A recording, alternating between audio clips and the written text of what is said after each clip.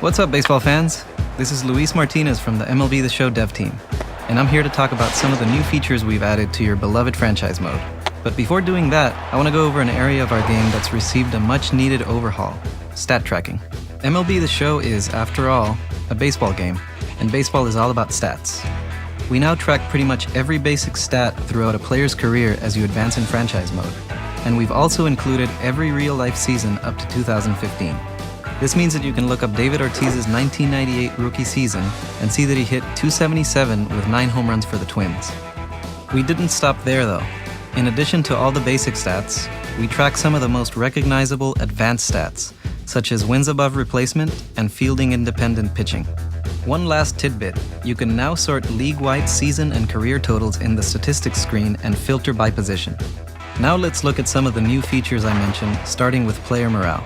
As the general manager of a Major League Baseball team, you'll have to consider player morale and personality when building your team, since this will have an impact on a player's performance on the field.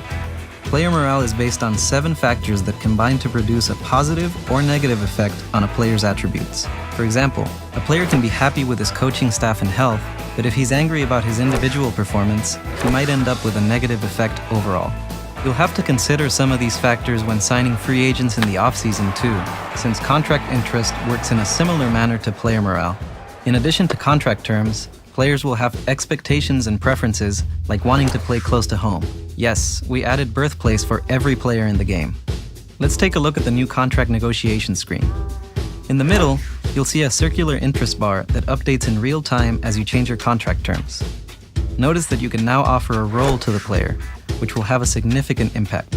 I also want to mention that we've eliminated almost all of the randomness associated with free agent decisions. So if your team's offer is the one with the highest interest, you're more than likely going to land that coveted off-season prize. And speaking of coveted free agents, we've added a new notification system that informs you of all the big signings and blockbuster trades, complete with the player wearing his brand new uniform. You're going to need solid finances to sign some of these players and build a winning team, but we've got you covered with the all-new budget screen. Now you can get a clear picture of where your money is coming from and where it's going. There are 9 different sources of revenue and expenditures, some of which are familiar to veterans, but 2 of which are completely new to the Show 16. Revenue sharing and the competitive balance tax. Both are based on real-life systems used in the majors.